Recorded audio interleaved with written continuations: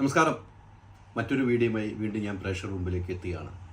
കഴിഞ്ഞ കുറേ ദിവസങ്ങളായി സിനിമാ മേഖലയിലെ പ്രശ്നങ്ങൾ ഞാൻ വാർത്ത ചെയ്യുന്നുണ്ടായിരുന്നു. അതുമായി ബന്ധപ്പെട്ട് ഇന്നലെ നിർമ്മാതാക്കൾ പത്രസമ്മേളനം നടത്തി, ഡിസ്ട്രിബ്യൂട്ടർമാർ പത്രസമ്മേളനം നടത്തി, അതോടൊപ്പം തന്നെ ഫിയോക്കിൻ്റെ ദിലീപും പത്രസമ്മേളനം നടത്തി. അവിടെ തന്നെ വലിയ രീതിയിൽ ഒരു വ്യത്യസ്ത അഭിപ്രായങ്ങൾ വന്നു. എന്തായാലും ഒരു കാരണവശാലും ഫിയോക്കുമായി സഹകരിക്കില്ല എന്ന് തന്നെയാണ് ഇന്നലെ നിർമ്മാതാക്കളുടെ സംഘടനയും അതോടൊപ്പം തന്നെ വിതരണക്കാരുടെ സംഘടനയും അറിയിച്ചത്. ഇതുമായി ബന്ധപ്പെട്ട് ഇന്നായിരുന്നു ചേംബറിൻ്റെ അടിയന്തര മീറ്റിംഗ് ചേർന്ന്. ചേംബറിൻ്റെ മീറ്റിംഗ് ഇന്ന് ചേരുമെന്ന് നേരത്തെ തന്നെ പറഞ്ഞിരുന്നു.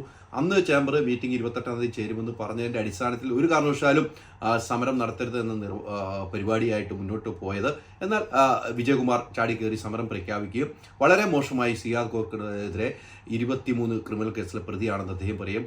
എന്നെ ഉൾപ്പെടെ വിഡ്ഢിയാക്കുകയാണെന്ന് അദ്ദേഹം പറഞ്ഞു. പക്ഷേ വിഡ്ഢിയായത് അദ്ദേഹം തന്നെയാണ് എന്നതിൻ്റെ ഏറ്റവും വലിയ പ്രധാനപ്പെട്ട കാര്യമാണ് ഞാനിപ്പോൾ പ്രേക്ഷകർ മുമ്പിലേക്ക് വെക്കുന്നത്. കാരണം മറ്റൊന്നുമല്ല, ഇന്ന് ചേംബർ വിളിച്ച മീറ്റിങ്ങിൽ നിർമ്മാതാക്കളുടെ സംഘടനയുടെ ആളുകളും അതോടൊപ്പം തന്നെ വിതരണക്കാരുടെ സംഘടനയിലെ അംഗങ്ങളും എത്തിയെങ്കിലും രൂക്ഷമായ നിലയിൽ സുരേഷ് കുമാർ ഉൾപ്പെടെ രൂക്ഷമായ നിലയിൽ തന്നെ വിജയകുമാറിനെതിരെ ആഞ്ഞടിച്ചു എന്നാണ് എനിക്ക് കിട്ടുന്ന വിവരം. വിജയകുമാർ എങ്ങനെയാണ് സമരം പ്രഖ്യാപിക്കാൻ തോന്നിയത്, വിജയകുമാറിന് ആരാണ് അധികാരം തന്നതെന്ന നിലയിൽ ചോദ്യം ഉന്നയിച്ചു. അതോടൊപ്പം തന്നെ മുതിർന്ന ആളായ സിയാദ് കോക്കറിനെതിരെ താങ്കൾ പറഞ്ഞ ഒരു കാരണവശാലും അംഗീകരിക്കില്ല, അദ്ദേഹത്തിൻ്റെ അടുത്ത് മാപ്പ് പറയണമെന്ന നിലപാടിൽ ഉറച്ചു തന്നെയാണ് സുരേഷ് കുമാറും അതോടൊപ്പം തന്നെ ലിസ്റ്റ് സ്റ്റീഫനും സന്ദീപ് സെനും അംസയും ഉൾപ്പെടെ ഉള്ളവർ, മണിയണ്ണൻ ഉൾപ്പെടെ ഉള്ളവരാണ് യോഗത്തിൽ പങ്കെടുത്തത്. അനിൽ തോമസ് ഉൾപ്പെടെ ഉള്ളവർ പങ്കെടുത്തു എന്നാണ് എനിക്ക് കിട്ടുന്ന വിവരം. ഇവരെല്ലാവരും യോഗത്തിൽ പോകും. സുരേഷ് കുമാർ ചേംബറിന്റെ വൈസ് പ്രസിഡന്റ് കൂടിയാണ്. എന്നിട്ട് പോലെയാണ് അദ്ദേഹം വലിയ രീതിയിൽ അവിടെ പൊട്ടിത്തെറിച്ചത്. പിന്നീട് ആ യോഗം ബഹിഷ്കരിച്ചു.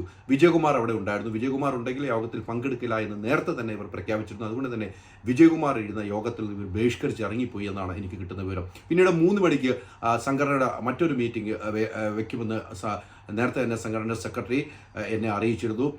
എന്നാൽ ആ യോഗത്തിലും ഇവർ പങ്കെടുത്തില്ല എന്നാണ് എനിക്ക് കിട്ടുന്ന വിവരം. ഒരു കാരണവശാലും വിജയകുമാർ തലപ്പത്തിരുന്നു കൊണ്ടുള്ള ഒരു ചർച്ചയ്ക്കും ഒരു യോഗത്തിലും പങ്കെടുക്കില്ലെന്ന കടുത്ത നിലപാടുമായി തന്നെയാണ് നിർമ്മാതാക്കളുടെ സംഘടനയും വിതരണക്കാരുടെ സംഘടനയും പോയിരിക്കുന്ന കാര്യത്തിൽ സംശയമില്ല. ഇതിനിടയിൽ ദിലീപ് അവിടെ ഇന്നലെ ചർച്ച നടത്തി വാർത്താ സമ്മേളനം നടത്തി. ദിലീപ് വലിയ രീതിയിൽ പ്രശ്നങ്ങളില്ലാതെ ഇലയ്ക്കും മുള്ളിനും കേളില്ലാത്ത രീതിയിലുള്ള സംസാരത്തിലേക്ക് വന്നു. എന്നാൽ പൂർണ്ണമായും തിയേറ്റർ ഉടമകളുടെ കൂടെ നിൽക്കുന്ന നിലയിലേക്കാണ് ദിലീപിനെ കണ്ടതെന്നാണ് നിർമ്മാതാക്കളുടെ സംഘടന ആളുകൾ അറിയിച്ചിരിക്കുന്നത്. അതുകൊണ്ട് ദിലീപുമായി ഉള്ള ഒരു കൈകോർക്കലും ഇവർ അവസാനിപ്പിക്കുന്ന നിലയിലേക്ക് പോകും. കാരണം ദിലീപ് കൃത്യമായി തന്നെ നിർമ്മാതാക്കളുടെ സംഘടന മെമ്പറാണ്. അതുകൊണ്ട് ഫിയോക്കിന്റെ പ്രസിഡന്റാണെങ്കിൽ കൃത്യമായ ഒരു നിലപാടെടുത്തില്ല. ഇതിനിടയിൽ അണ്ടർഗ്രൗണ്ടിൽ ഒരു ഫോർ കമ്മിറ്റി രൂപീകരിക്കാനുള്ള നടപടിയുമായി പോകുന്നു. വിജയകുമാറിനെ മാറ്റി നിർത്തിക്കൊണ്ടുള്ള ഒരു ഫോർ കമ്മിറ്റിയിലേക്കുള്ള നടപടിയുമായി മുന്നോട്ട് പോകുന്നതിനാണ് എനിക്ക് കിട്ടുന്ന വിവരം.